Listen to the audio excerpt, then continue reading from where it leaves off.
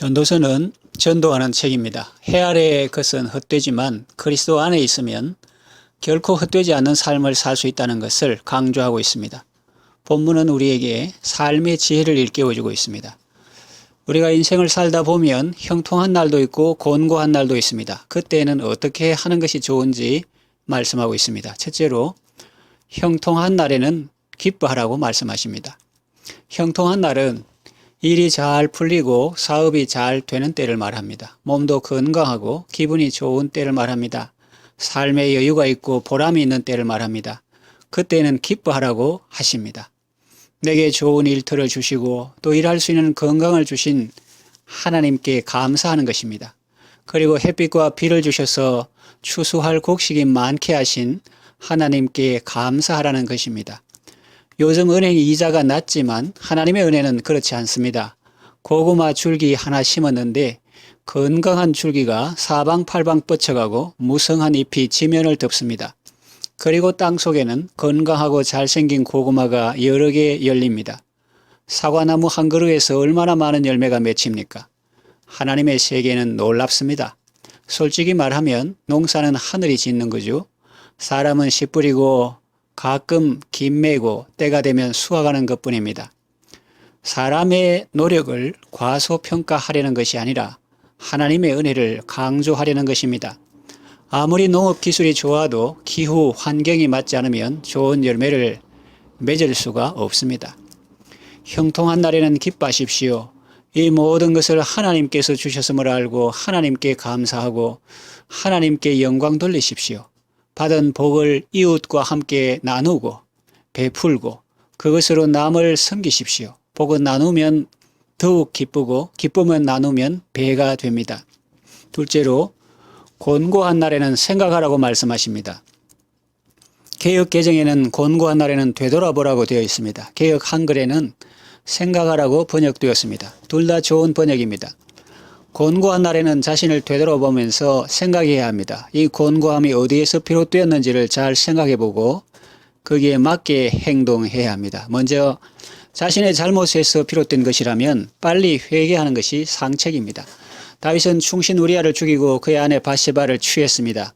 선지자 나단을 통해서 하나님의 책망을 받았을 때 마음이 참 곤고했습니다. 못 자고 못 먹고 제사를 드려도 기쁨이 없었습니다. 몸은 여름 가뭄에 땅이 말라 들어가는 것처럼 바짝 타 들어갔습니다. 주께 자기 죄악을 아뢰고 죄를 토설했습니다. 하나님께서 그의 죄를 사하시고 구원의 즐거움을 회복시켜 주셨습니다.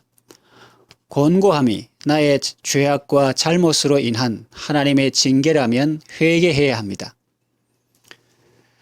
그런가 하면 또 연단일 수 있습니다. 아무리 자신을 되돌아보고 생각해봐도 특별한 잘못이 발견되지 않을 때가 있습니다. 하나님 앞에서 자신을 의롭다 할 수 있는 사람은 물론 없습니다. 인간은 누구나 다 부족하고 연약하기 때문입니다. 그러나 자기 나름대로는 성실하고 정직하게 살고 최선을 다해 살아왔는데 결과가 안 좋게 나타날 수 있다는 겁니다. 청년 요셉을 보세요. 하나님 앞에서 정직하게 살려고 했습니다. 그런데 보디발의 아내가 누명을 씌웠고 그는 옥에 갇히게 되었습니다.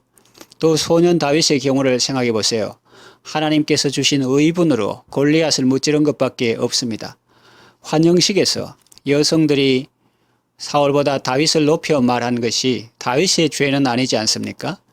그럼에도 불구하고 그는 그 후부터 곤고한 삶을 살게 됩니다.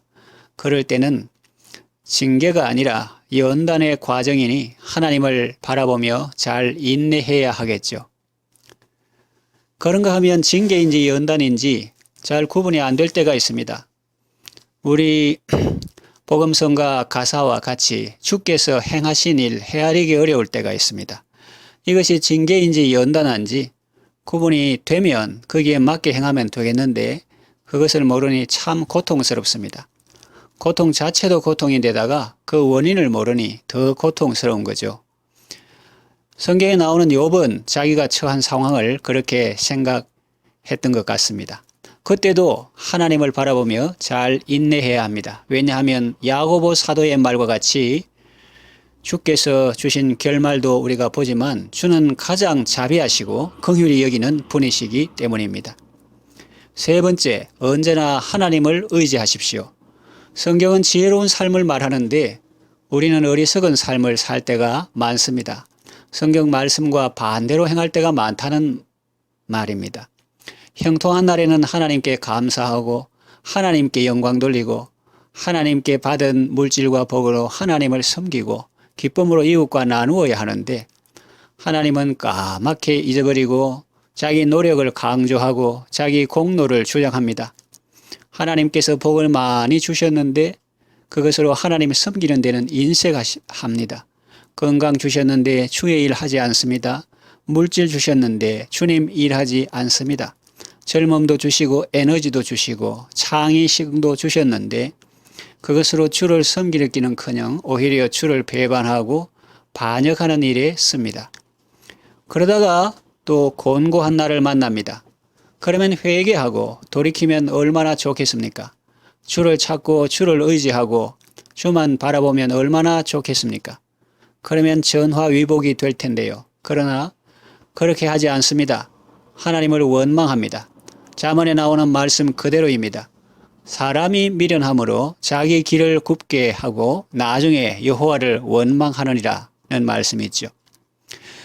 그러면 이 사람의 인생은 언제나 실패작입니다. 형통한 날에도 어리석은 삶을 살고 곤고한 날에도 어리석은 삶을 살다가 결국 영원히 망하게 되는 것입니다. 하나님께서 왜 사람에게 형통과 곤고를 병행하게 하셨을까요? 우리를 사랑하시기 때문입니다. 우리가 환경의 사람이 아니라 하나님의 사람으로 살도록 하기 위해서입니다. 이 두 가지를 병행하게 하사 사람이 그의 장래일을 능히 헤아려 알지 못하게 하셨느니라고 말씀합니다.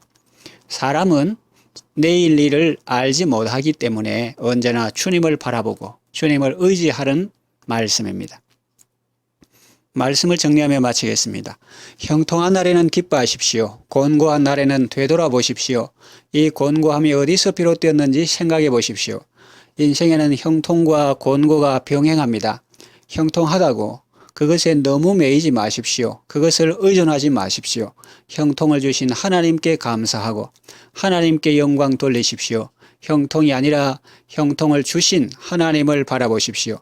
곤고한 날을 만나더라도 너무 낙심하지 마십시오. 아픔의 시간은 은혜의 시간일 수 있습니다. 환난만 보지 말고 환난 중에도 나와 함께 하시며 나를 건지시고 영화롭게 하실 주님을 바라보십시오. 형통과 곤고 그 자체는 인생 성패의 시금석이 아닙니다.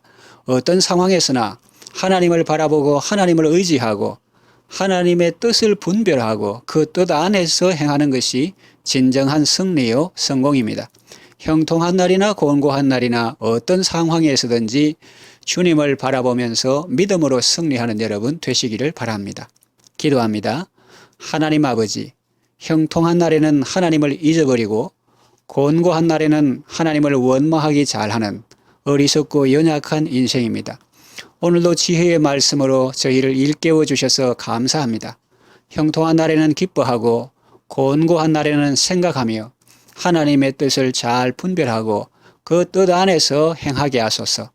한치 앞을 내다볼 수 없는 연약한 인생이오니 형통함에 기뻐 날뛰지 말고 곤고함에 기죽지 말고 언제나 우리를 사랑하시며 우리에게 좋은 것을 주시는 주님을 바라보며 믿음으로 승리하는 삶을 살게 하소서.